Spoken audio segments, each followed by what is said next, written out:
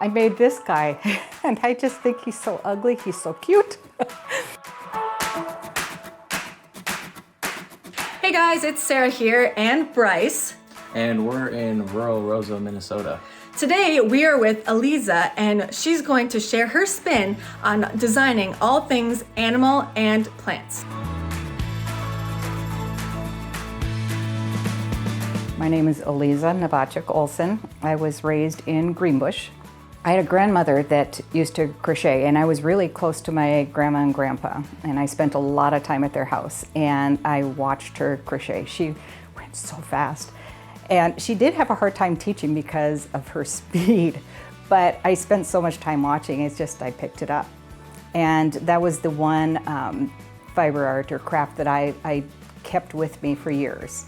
I'm also a history person. I used to teach history at colleges here in Minnesota, and I just got fascinated with how women used to do things in the past. So then that's kind of how I started. I saw a spinning wheel demonstration once at Rolog, and I looked at the wheel and I sat and I watched and I thought, I'm going to do that one day. I'm going to spin. And my mother-in-law had an old spinning wheel, and I just said, that's it. It took a while, you know, with raising kids and work and things, but somewhere around, what was it, 2013, 14, something in there, I just decided it's time to jump in. I needed a release. Work is stressful and all, so I just bought a wheel online, cheapest thing I could find. I didn't know what I was doing. It wasn't the best wheel, and I had struggles learning, but I did a lot of research, and I found that there was a group in Bemidji that was a spinning guild, and it was just a group of women who'd get together and they would spin. So I dragged this weird looking wheel over there and sat down with them and just said hi, and I started fumbling along, and I was fortunate to sit next to this woman who was kind of loud and got annoyed easily, and she sat and I could see her looking at me, and she said, "Oh, I can't stand anymore. Move over, I'll show you." she gave me a few tips on how to do it, and that was kind of the start of it. But then later on, she told me my wheel was awful and I needed a better wheel. One of the ladies in the group was a retired woman who was moving into an apartment, and she had a few wheels and couldn't bring them all. So I bought one of her wheels. I just picked it up. You get a nice wheel and you get a few tips, and it just flew. I loved it.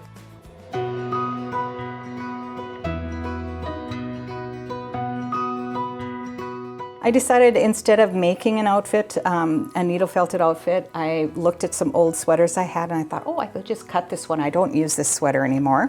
So I cut it and I thought, oh, this feels good. I cut it, put it on him, and then I was gonna look at, put away that sweater for something else, and I looked and it's all cashmere. It's like, you used cashmere for that? Well, I guess he needed it.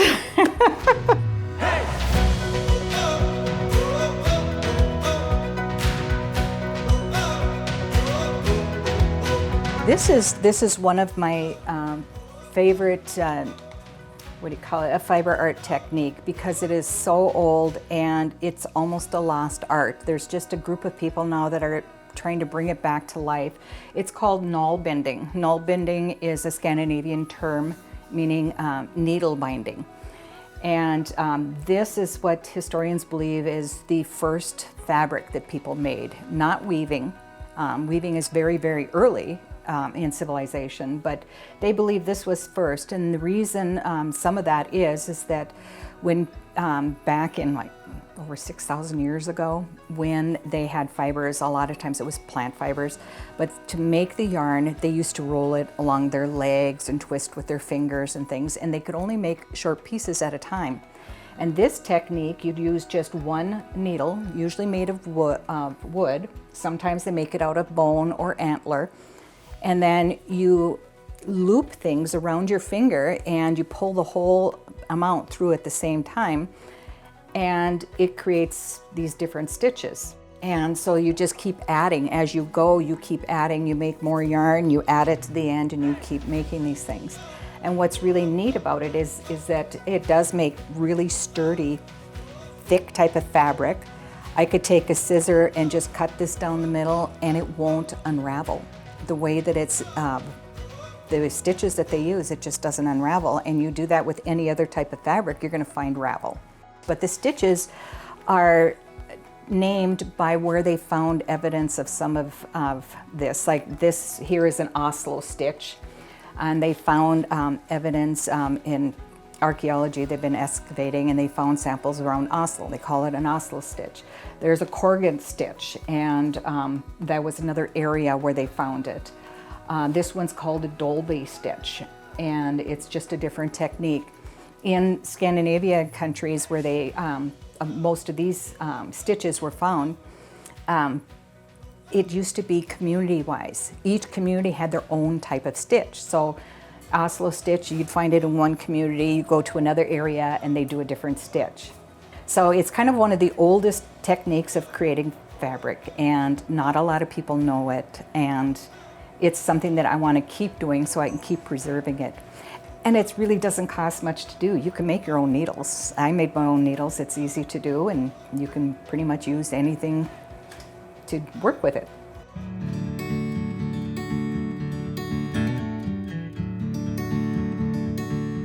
One of the classes that I used to teach at college was women's history. And so I started talking to students, especially about what women used to do. I would take women's work back from the very beginning of time, and spinning wheels was not in the beginning. That was more like in the Middle Ages when that came across. So then I started thinking about the different techniques that women would do to make things and the different plants and animals they used to do it. And I decided, well, the best way to learn how they do it and understand what people went through is just to do it yourself. I live on a farm. I can do that. Except we had cattle and horses, and my cowboyish type husband did not want sheep. Cattlemen don't like sheep. I don't know why. I think it's a pasture thing. So then it took a while. He kept saying no, and I said, well, alpacas, I said, they're kind of like horses, they're more like horses than they are like sheep. They're camelids actually, but he didn't know that. So I ended up getting alpacas, and then, alpacas, they're kind of vulnerable. You need a guard animal. Well, llamas are guard animals, so I got a llama. And I needed something to blend my fiber, and if I can't have sheep wool to blend, maybe I should get rabbits too. So I got angora rabbits. So I had about 5 angora rabbits and 5 alpaca and a llama, and I made my own fiber, and when I had too much of that, I would get together with women that I eventually, got to know more people when I went to some of these guild meetings, and I would trade my stuff for some of their wool, and it just kind of bloomed from there. And then I would use my own fibers to create the things that I do. I spin, or I learned what felting was, and I started felting, and I started doing real primitive weaving types of things, and it was nice because finding yarn, at least at the time I started, finding yarn up here was just about impossible. It was like the perfect match. Raise it yourself, go outside, go into the woods, pick your own stuff, and you just take care of it just like they used to do in the past. I don't have animals anymore, really sad, but my dad got really sick. He lived over on the other end of the county, and I just couldn't keep up going there to help take care of him and take care of the animals. So.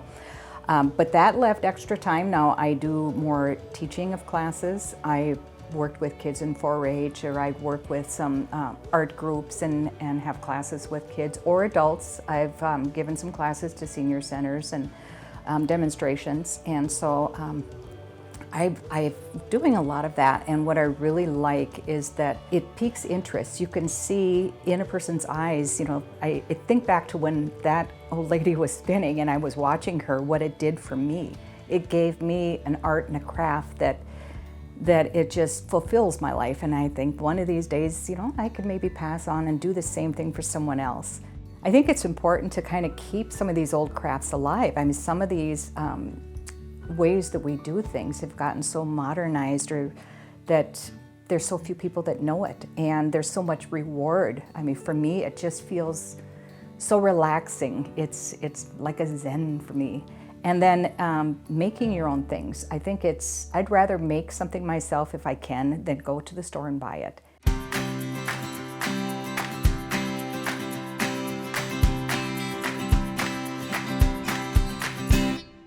And then it comes apart. Because So, you're too close together. right, yeah, it's a staple length. So when you're spinning,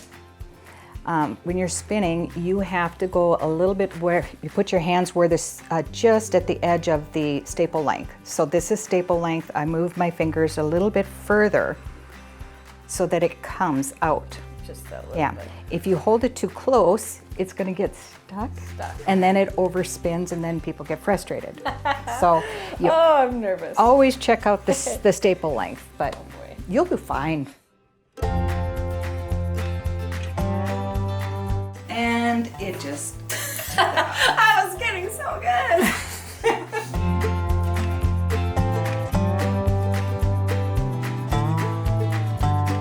I think anybody can do this. I don't know that I have any special artistic skills that someone else maybe doesn't have.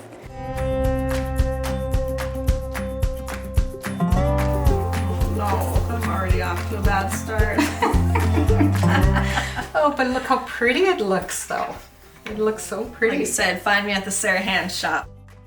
This piece here is a scarf, and I made this with actually my second spinning. I just learned how to spin. I look at that and I think, I can't believe I made this. You know, it's the idea when you think, I'll never learn how to do this, and you actually do it and make something out of it, and it's like, it doesn't look half bad. I love it. So I really enjoy this. And then I taught myself how to needle felt, and I enjoy needle felting. It's like taking wool and a barbed needle and you sculpt something. And this is kind of like my little fun personality coming out. I made this guy and I just think he's so ugly. He's so cute. So I don't know, for some reason, I just look at his face and there's character in that face. And he has a little backside, and I think it's just hilarious. But yet it looks so natural on him. I don't know, I started out just knowing that I wanted to make a little creature, and that's it. And then as I work, it just happens. His face kind of just happens, and then, I don't know, I just grew up in Greenbush, and in Greenbush there's a little group of people that used to be mooners, you know, and I used to just get so embarrassed by it, and I thought, and you know, even in TV, they don't always have clothes on these things, and I just thought, I'm gonna do this. And then my curiosity is, when I have him sitting, are people gonna pick him up and look at him and turn him around? And then I could see the look on their face, that surprise, you know. So it's kind of like I get my little jollies off at little guys like that. And then I figure out that he's got the perfect little buns.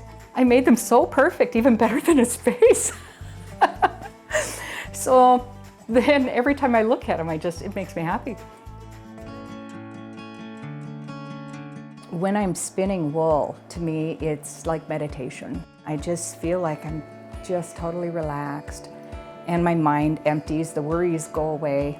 When I'm felting, it's a different type of activity, and it's more physical, you know. So if I'm a little aggravated or something, I can felt, and I'm using my muscles and I'm working hard at it, and then my mind just starts going into a different direction.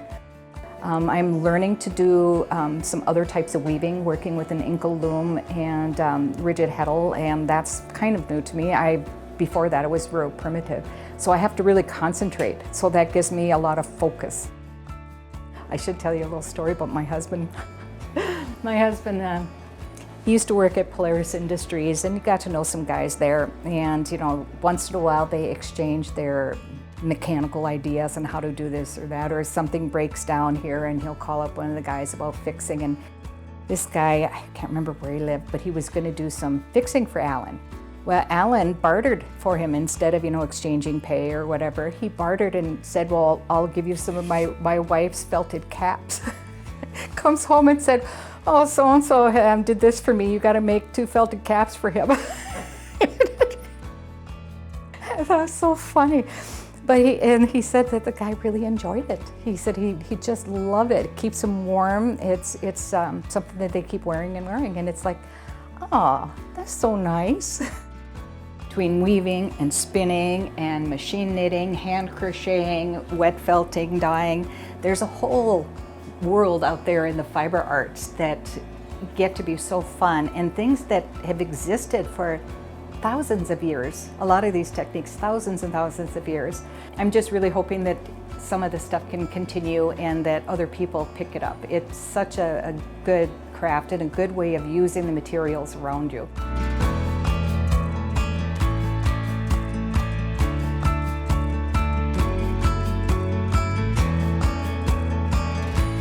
What an amazing story that was all weaved together. If watching me spin piqued your interest at all, contact Aliza in the email down below. Don't forget to comment, like, and subscribe, and check out our other videos on our channel. We'll see you next time.